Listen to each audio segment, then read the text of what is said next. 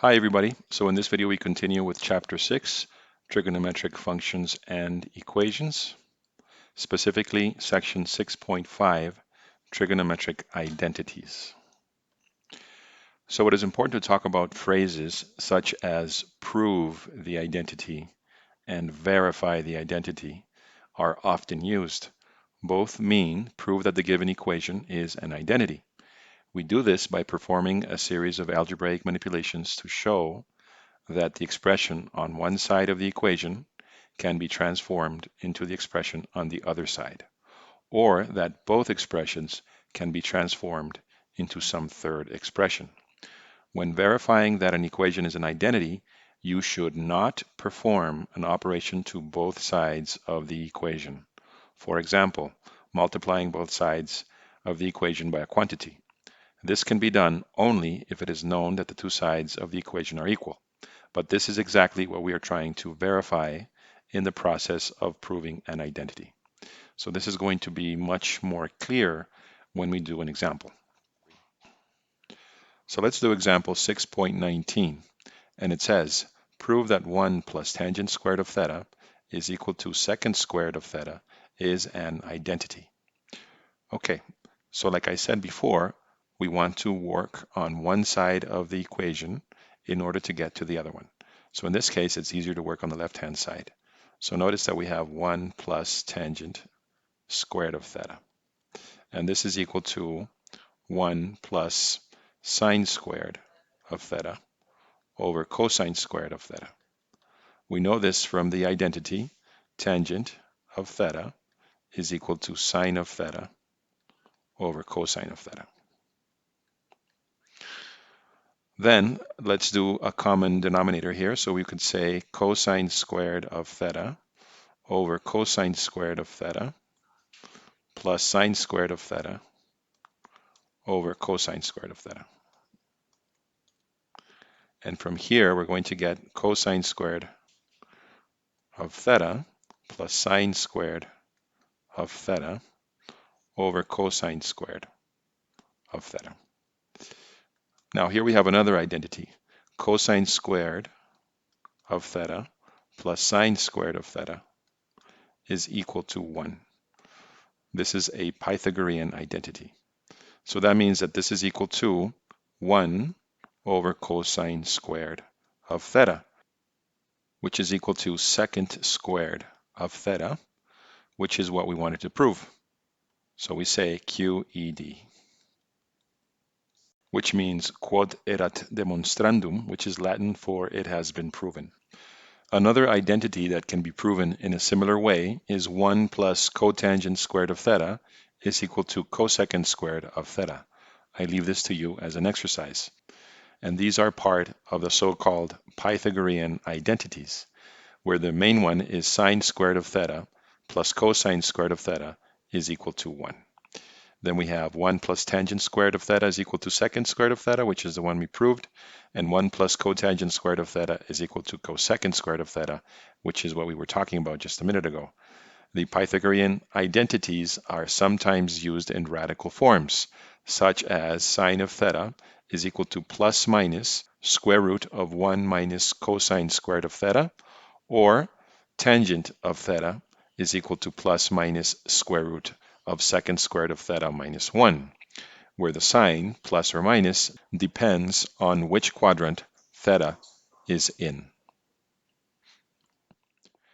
We continue with example 6.20, and part A says, express 2 times cosine squared of x plus sine of x in terms of sine of x only. So this is quite simple. All we have to do is rewrite this as 2 times 1 minus sine squared of x plus sine of x. And this, notice that this comes from the Pythagorean identity, cosine squared of x plus sine squared of x is equal to 1. And now all we have to do is distribute this.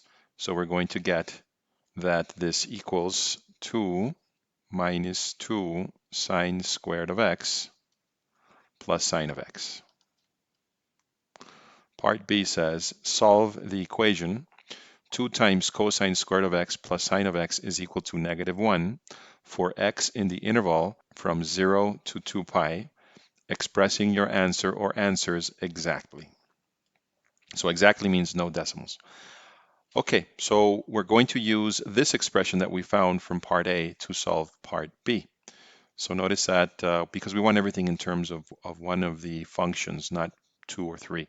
So we want to say that 2 minus 2 sine squared of x plus sine of x is equal to -1. And then if we rearrange this, we're going to get that 2 sine squared of x minus sine of x minus 3 is equal to 0. That way we can solve this equation as a quadratic, because if we factor this, we're going to get that it's equal to 2 times sine of x minus 3 times sine of x plus 1. So that means that sine of x is equal to 3/2, or sine of x is equal to -1. But notice that this is not a solution, because 3/2 is greater than 1, and this exceeds the range of the sine function. Therefore, we only have this, and that means that there's only one solution. X is equal to 3 pi halves. And this is the only solution because of the interval, right, for x between 0, including 0, and 2 pi. In the next slide, you're going to find the compound angle identities, also known as the sum and difference identities. So we're going to work with these in the following examples. So let's take a look at example 6.21, and it says, find the exact values for cosine of 5 pi over 12. So this is a typical paper 1 question. And the trick here is to find a way to add or subtract 5 pi twelfths in terms of the angles that we already know for cosine. Which ones am I talking about? I'm talking about pi thirds, pi fourths, and pi over 6. So notice that 5 pi twelfths is the same as pi fourths plus pi over 6. So we can write this as cosine of pi over 4 plus pi over 6. And we can use the identity for cosine. Cosine of alpha plus beta is equal to cosine of alpha times cosine of beta minus sine of alpha times sine of beta. So that means that this is equal to cosine of pi fourths times cosine of pi over 6 minus sine of pi over 4 times sine of pi over 6. So these are easy for us to do. And notice that cosine of pi fourths, that's cosine of 45 degrees. We know that that's square root of 2 over 2 times cosine of pi over 6, which is cosine of 30. We know that that's square root of 3 over 2. And this minus sine of 45, which is the same as cosine of 45. So this is square root of 2 over 2. And then this times sine of 30 degrees, or sine of pi over 6, which is 1/2. So from here, we're going to get square root of 6 minus square root of 2 over 4. So cosine of 5 pi over 12 is equal to square root of 6 minus square root of 2 over 4. So we continue with example 6.22, and it says, given that A and B are numbers representing arcs or angles that are in the first quadrant, and sine of A is equal to 4/5 and cosine of B is equal to 12 over 13, find the exact values of A, cosine of A plus B, and B, cosine of A minus B. So for part A, we already know that cosine of A plus B is equal to cosine of A times cosine of B minus sine of A times sine of B. We do have sine of A and we have cosine of B, but we're missing cosine of A and sine of B. But remember that cosine of A is equal to the square root of 1 minus the sine squared of A.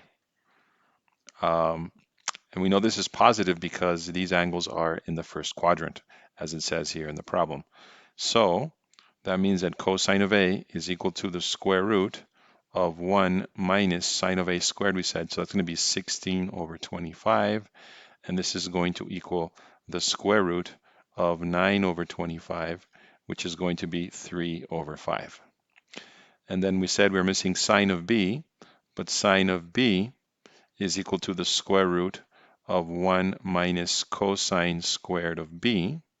And this is going to be square root of 1 minus 144 over 169. So this is going to be the square root of 25 over 169, which is 5 over 13. So we have all the information necessary to solve the problem because all we have to do is substitute, right? So that means that cosine of A plus B is going to equal 3 over 5 times 12 over 13 minus 4 over 5 times 5 over 13. And here we are going to get that this is 16 over 65. Now for part B, we have that they want us to find cosine of A minus B. And we know that this is equal to cosine of A times cosine of B plus sine of A times sine of B. So then we do a substitution, and it's going to be 3 over 5 times 12 over 13, but this time plus 4 over 5 times 5 over 13. And here we're going to get 56 over 65. So we continue with example 6.23, and it says, given that tangent of A plus B is equal to 1 over 7, and tangent of A equals 3, find the value of tangent of B. So in this case, we need to use the identity for the angle sum of tangent, and that is tangent of A plus B is equal to tangent of A plus tangent of B over 1 minus tangent of A times tangent of B. So what we do is a simple substitution. We have tangent of A is equal to 3, and we have that this whole expression is equal to 1 over 7. So that means that we have that 3 plus tangent of B over 1 minus 3 tangent of B is equal to 1 over 7. So we cross multiply, and we're going to get 21 plus 7 tangent of B is equal to 1 minus 3 tangent of B. Then we group, and we're going to get 10 times tangent of B is equal to negative 20. Therefore, tangent of B is equal to negative 2. So in the next slide, you're going to find the double angle identities. And next, we're going to do some examples applying these identities. So we continue with example 6.24.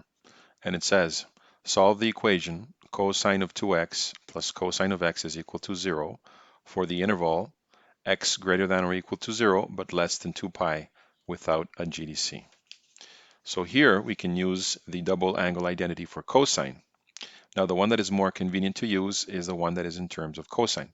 In other words, we can substitute this for 2 times cosine squared of x minus 1, and then we write plus cosine of x is equal to 0. So if we rearrange this equation, notice that it's going to be 2 times cosine squared of x plus cosine of x minus 1 is equal to 0, and we can treat this as a quadratic equation. So then we can factor it, and we're going to get 2 times cosine of x minus 1 times cosine of x plus 1. So that means that this has two solutions, this equation in particular. So we have cosine of x is equal to 1/2, and cosine of x is equal to -1. So when we see 1/2, we have to remember that that's going to be related to the 30-60 special right triangle, right? Remember that if we have a 30-60, and this angle here is pi over 6, then this angle over here is going to be pi thirds, and this is going to be the right angle. So opposite the 30 is 1, the hypotenuse is 2, and this is square root of 3. So notice that cosine of pi thirds is 1/2. So that's one solution. X is equal to pi thirds, but it's in the whole interval between 0 and 2 pi. So where is cosine positive? Remember, it's going to be in the first quadrant and also in the fourth quadrant. So this is our reference angle. This is going to be pi thirds, right, from the x-axis. In fact, this angle will be minus pi thirds. So if you think about it, looking at it from the positive position, this is going to be 5 pi thirds. So this is 5 pi thirds as a second solution here. And then this has only one solution. We know that x is equal to pi when cosine is -1. So we continue with example 6.25, and it says solve the equation 2 times sine of 2x is equal to 3 times cosine of x for the interval between 0 and pi, including 0 and pi. Okay, so we need the double angle identity for sine. There's only one, so there's no choice to make, right? So it's going to be 2 times sine of x times cosine of x, and this is equal to 3 cosine of x. Then from here, we get that 4 sine of x cosine of x minus 3 cosine of x is equal to 0. And then we can factor out cosine of x, and we get cosine of x times 4 sine of x minus 3 is equal to 0.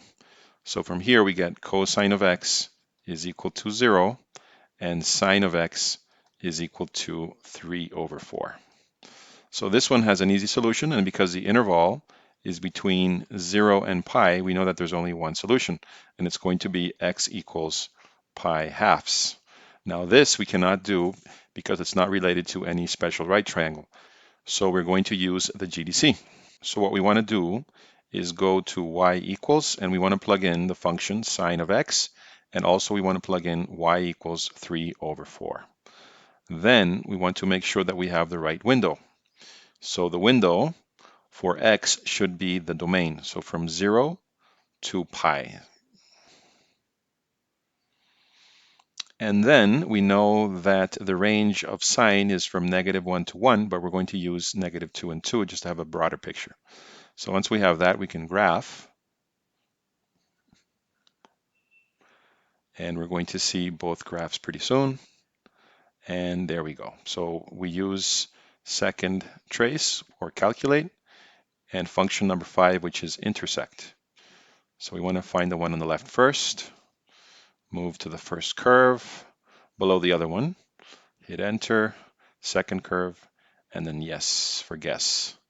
And there it is. So that would be our first solution in this interval for sine of x, I should have said here, sine of x equals 3/4. So x is going to be 0.848. This is rounded to 3 significant figures, right? Okay, so let's find the other solution. Again, we go second trace or calculate, and then this is going to be number 5, intersect, And now we need to move closer to the other intersection. And this is going to be the first curve, enter second curve, guess, enter again, and there is the other intersection. So the other solution is going to be x is equal to 2.29. This also rounded to 3 significant figures. We continue with example 6.26, and it says, given that cosine of x is equal to 1/4, and that x is between 0 and pi halves, not including 0 and pi halves, find the exact values of a sine of x. So this is in the first quadrant. Therefore, we can use the formula sine of x is equal to the square root of 1 minus cosine squared of x, right? So that's going to be square root of 1 minus 1 over 16, and this is going to give us square root of 15 over 4. Then for b, sine of 2x. So we know that the double angle identity for sine is 2 times sine of x cosine of x. So all we have to do is a simple substitution. And this is going to equal 2 times square root of 15 over 4 times 1 over 4. And then here we're going to get square root of 15 over 8. So now we do example 6.27, which is the last one on this video. And it says, prove the identity cosine of a over cosine of a minus sine of a plus sine of a over cosine of a plus sine of a is equal to 1 plus tangent of 2a. So remember that whenever you see this word prove or show or demonstrate, you do not want to be switching things back and forth from both sides of the equality, but rather you want to work on one side or the other side, but separate from each other, right? So in this case, we are going to work on the left-hand side. So notice that we can cross multiply here, right? So notice that we can get cosine squared of a plus sine of a times cosine of a plus sine of a times cosine of a minus sine squared of a, and this over cosine squared of a minus sine squared of a, right? That's the result of multiplying the denominators. Notice that it gives you a difference of squares. So this is an identity, right? This is the double angle identity for cosine, and we also have it up here because we have cosine squared of a and we have sine squared of a. So cosine squared of a minus sine squared of a, that's going to be cosine of 2a. And then we have here two terms that are like, so this is going to be plus 2 times sine of a times cosine of a. And we're going to write down here cosine of 2a, right? So cosine of 2a. Now, but notice that this is also a double angle identity for sine. So let's just separate all this. Oh, by the way, here we should write this equals the right-hand side. So this equals the right-hand side. And then the next step, we're going to do this. We're going to write this as cosine of 2a over cosine of 2a plus, because we need to get 1, right? Plus sine of 2a over cosine of 2a. And this has to equal the right-hand side, which it does because cosine of 2a over cosine of 2a is 1, and this is going to be tangent of 2a. So this equals the right-hand side, and we can write here QED.